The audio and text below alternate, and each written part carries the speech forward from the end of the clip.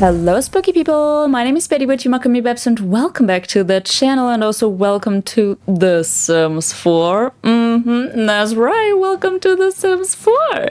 If you're wondering why this isn't an Animal Crossing video, well, if you've ever flattened an island, you will know that that takes quite a long time. And I kind of overestimated my flattening skills, especially as someone who has the attention span of a freaking rock, so that's taking me a little bit longer than I expected. And I hope to have it up next Monday. I can't promise anything though, I won't make any promises. As a little alternative, I thought I would take you into my Sims 4 game. I am a Sims 4 girly at heart. Okay, my love for The Sims started with Sims 3. I was obsessed with this game as a child. I was playing it so many hours. My parents were actually like, can you put that down? I was like, no mom, I need to build this kitchen. So yeah, listen, I've been in the trenches, okay? But yeah, when The Sims 4 came out, I obviously was very much in love. But I didn't actually buy this game until it was out for free, which, now thinking about it, quite a shocker. But I think it was a really good decision of me to not buy the game immediately when it came out, because the things we didn't have back then, okay, horrible, terrible, shocking. I think now the game is actually, like, playable, so that's my opinion on that. But yeah, we are here in the Widow Shield. I don't know how to pronounce this. The Widow Shield townhome. And I think I will have put in a little itty bitty picture of how this house looked like in the beginning. And every time I'm in this world, listen, the vampire world is just fucking ugly and I hate it, okay? It's also my least played in world because this entire world has 5 plots in it. What am I supposed to do with it? And then I'm in this world and I look at the houses and I'm like, oh my god. They look so sad, especially the Widow Shield townhome. I'm just looking at this and I'm like, oh baby girl, you need a refresh. So that's the kind of mindset that I went into this build with. As for the shape of the house, the general shape, as you can hopefully kind of see, I tried to keep it similar to the original shape, but then just spice it up a little bit with some extra parts, balconies, a little terrace, a little extension to the front for the entryway, and I really enjoy how this looks like. And then obviously, if you know this world, you will know that the houses kind of look a little bit plain and boring, but I obviously did not want my house to look like that, so I have decided to cover it in greenery. I am very much a decorating girly on the outside, especially. If it comes to decorating any type of house in The Sims, I will be in debug and you can contact me again in 15 hours once I've scrolled through everything that is existing in The Sims 4 debug, okay? I will be in there for hours, and I think we've all been there. Like, if you decorated a Sims 4 house and you are not in debug, what are you doing? Okay, what are you doing? So many more fancy plans, so many more decorative pieces that you wouldn't even know existed. So please go ahead and get your ass into The Sims 4 debug. Please and thank you. I'm using all of the beautiful plans to cover up the entire yard of this house. But since I spent freaking hours, ages, and years on that, I have cut out a lot of it. So you will kind of see me jump around here and there, like I will be on the right. Then I will be on the left, kind of doing some walkways. Also, I will have you know that I'm not scared. I'm not afraid of pathings, okay? I will do terrain paint in the middle of building it. I have never had my terrain paint disappear, and I'm a firm believer that if I show fear, the game will know, and then it will start deleting my terrain paint. So I will not show fear. I will do the terrain paint while building. Okay, I'm a firm believer in you need to show this game who's boss, okay? So if you see me kind of do terrain paint randomly in the middle of it, that's what that is. I have also, as you can see, kind of built a fake little wall, a fake little garden wall, because I will use that to kind of separate a little graveyard area, which I love building, okay? I love putting in secret little graves. Well, listen, this is a vampire house, so the graves aren't really that secret. But usually I will hide kind of a grave here and there. So if you ever download any of my build from the gallery, which I think there should be one up. there should be one other build up on my gallery. There will be a hidden grave somewhere, okay? You will find a grave. I'm pretty sure of it. I think my gallery should also just be Bloody Babs. And oh my god, yes, that reminds me. When I, like when you make a little profile there, you can have a little description, a little profile description. And I usually start my little greetings with, hey, spooky people, right? Like I do my little spooky people thing. Now, the Sims 4 gallery has a profanity filter, okay? And I was trying everything, like trying to figure out what is it that this profanity filter is blocking me from writing, because it kept saying like, hey, you can't write that. This is forbidden to write. And I'm like, what about the statement, hello, spooky people, is kind of going ham here? And I tried to replace everything. I can't write anything with spooky, and you want to know why? Because it has a Y at the end. If I write spooky with an IE or with just an E, it's totally fine. Spooky with a Y at the end? Not happening. I can write bloody, I can write gore, I can even write death. No profanity filter. I don't know what's up with that.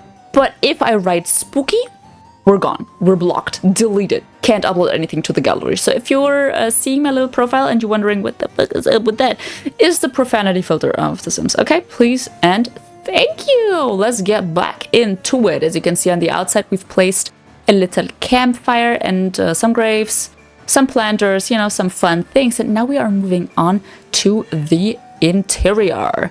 I always try and start out first with kind of doing a layout of the rooms, how I think they might be. This can change, okay? This is subject to change. But yeah, I tried to get a little general layout. And this is also where I noticed that I kind of need to move every single one of my windows, which is kind of tragic. Okay, I hated that. I really, really hated that because I was so happy with the outside and then I had to move it because it wouldn't fit the bathroom. I was angry, okay? I was really angry. But yeah, with the entire interior, I think for the ground floor, I'm kind of keeping to a purple theme.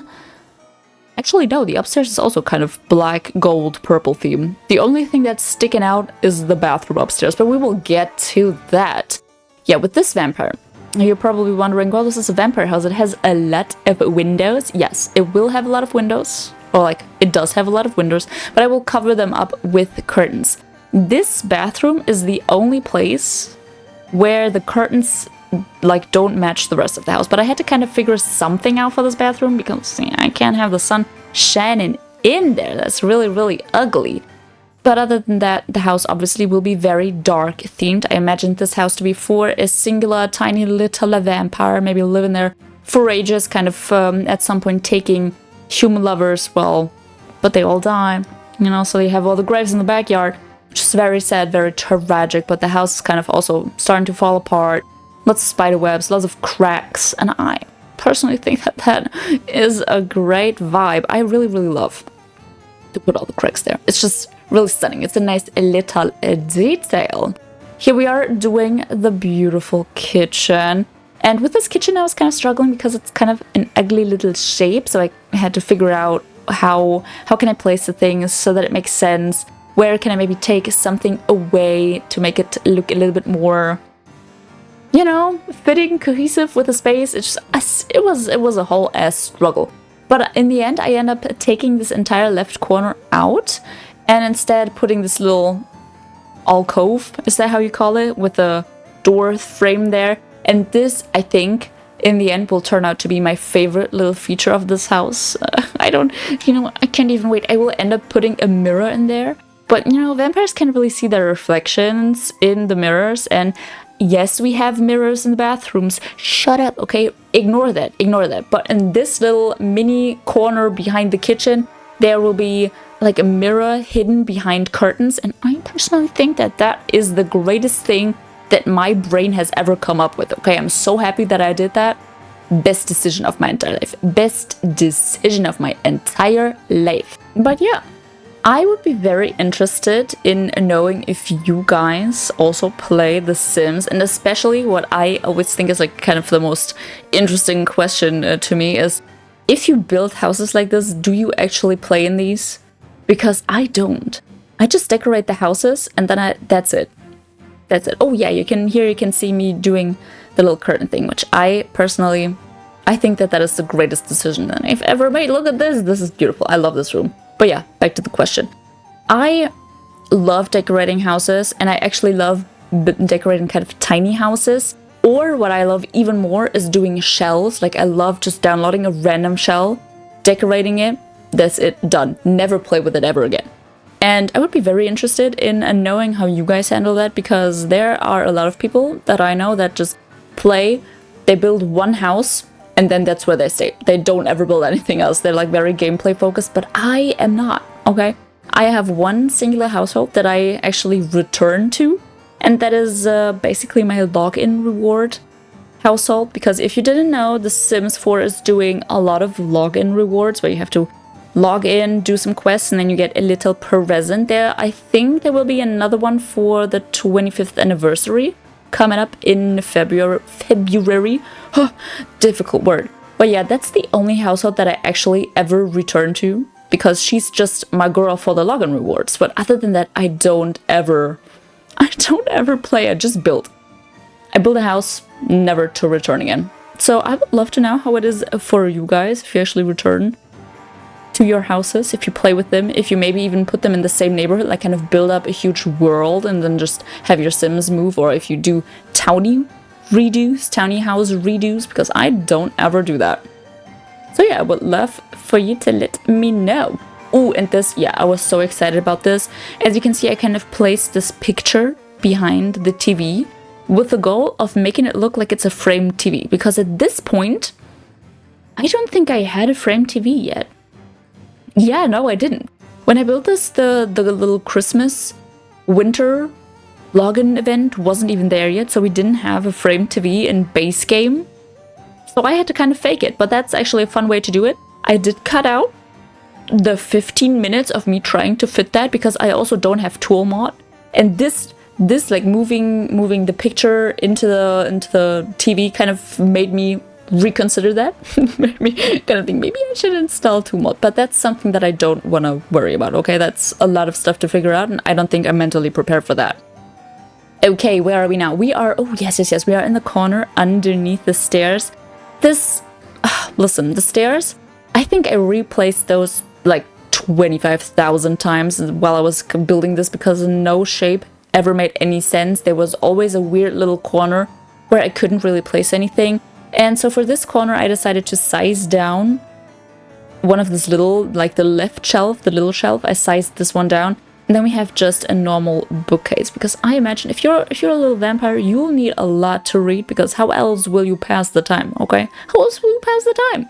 But yeah, I love this, okay? The little area under the stairs, also with a little bat, you know? Should there be someone coming in with the garlic, you can just go bonk them on the head. I think that's a very, very beautiful idea. Why is the bat underneath the stairs, far away from any door? Don't even question it, okay? Don't even question it. And one thing that you can see here very beautifully is that, once again, I have the attention span of a rock. I will build one area, then just not decorate it, move on to a different area. Like we just decorated underneath the stairs. Now we're back in the kitchen. I also started decorating the living room area with the TV and the couch. I will not finish that until the very end. Like we will have decorated the entire upstairs, and then I will come back and do the little finishing touches on the little TV area. So don't even worry about it. If you think it looks a little bit empty, yes it does. And I know, we will come back to it. Oh, also, if you're wondering, there's this little back door to the right with a curtain in front of it. Your Sims can perfectly fine walk through this, okay? I play tested this entire frickin' house, and your Sims can indeed walk through the curtains to get through the door. So that's very much us halai. Now we are moving on to the upstairs, and in this area I kind of imagined there to be obviously a little bedroom area, a little sleepy eepy area for a little vampire bestie, for a little vampire baddie, potentially. Who am I to judge? Who am I, to say who lives there? But I put a little sarcophagus there. In the beginning I thought maybe we should just do a little bed there, but then I was like, no. You know what? No. A bed is just not the vibes. I will warn you that when they sleep, like when they get into the bed, they will obviously fold open the lid of the coffin. In the beginning, did I say sarcophagus? What are we, dude? coffin. Fucking hell. But yeah, they will fold this open and it will glitch into the walls. Okay, it will glitch into the walls when they open it because, you know, the lid is kind of humongous huge. And I decided to not care. So if that bothers you, you can obviously move it closer into the room, but I just didn't care, okay? I just didn't care. I decided that it doesn't bother me and I won't have to look at it. So, fair warning, it will glitch into the walls, but I think beyond that, it's totally fine. And I did cover this entire corner in candles because I just think that's the vibe. I did kind of question while building, is this really smart? You know, the area where they're sleeping, to cover it all in candles.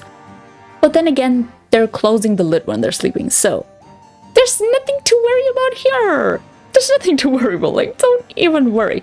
And I also kind of imagined that through these curtains, maybe a little tiny bit of light will peek through in the corner where we have the bookshelf. So I put the really, really tall backed chair there so that maybe even if the sun is kind of shining through the curtains, they can still sit there, read their books, and be protected from the sun. And I think that that is a really, really a beautiful. Now, in this little mini alleyway, I didn't really know what to put. Originally, I wanted to put the, like a kind of desk there. But then I figured that, you know, your Sims need half a tile to walk through any area. And if I would have put a desk there, it would not have fit. It would not have fit with my beautiful reading corner. So instead, I decided to just put a little separation kind of decorating table there with the death rock. I don't even know, does the death rock do anything or does it just exist? Is it just death rock? I think it is. So instead of putting the desk there, I put it in this beautiful corner. And now if there's anything that I hate, it's tiny items not slotting where tiny items should slot because they're not tiny enough. And the space is not slottable. So I'm using my beautiful helper, my favorite little guy, the love of my life in this game, which is this white shelf. Okay, because if you don't have tool mod, this white shelf is actually your Lord and Savior. Okay, this is your saving grace.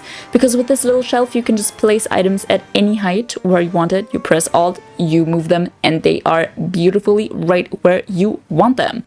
And then we have just this little tiny corner. I think I'm putting a little cedar, cedar violin, because I think, you know, the giant organ didn't fit, so I just put a little violin so that they might have something to do. At least a tiny little hobby. And then in this bathroom, I kind of abandoned the whole ass color theme. Everything in this house is kind of gold and purple. This bathroom, black and red. Why is it black and red? Let me think, let me make something up right now. This bathroom is obviously black and red because up here they drink the blood. Yeah, which they don't drink in the kitchen because that doesn't make any sense. So yeah, they need to wipe their bloody mouths on the towels and stuff like that, and their appliances need to be red so that you don't notice. Yeah, okay, definitely. On the upstairs balcony, as you can see right here, I put some more little fun things like the chessboard and also the telescope, just so they might have something else to do while they're obviously suffering for eternity. And then, as promised, I am back downstairs to decorate this little couch table, well, this little TV stand. And I was struggling with this quite a bit, okay? I was kind of struggling with this because what do you put on here? What do you put on here that isn't a repetition of everywhere else in the house? But I think this tiny little area turned out a really, really cute. Okay, and as the last final touches, I am obviously putting some more stuff outside, and I will go on to show you the screenshots of this beautiful build. I have totally forgot to put in pictures of the bathrooms. I'm so sorry for that. Still hope you will enjoy them. And I also really hope that you enjoyed this video. I hope that I will see you guys in the next one. And until then, I suggest you guys stay spooky, people. Goodbye!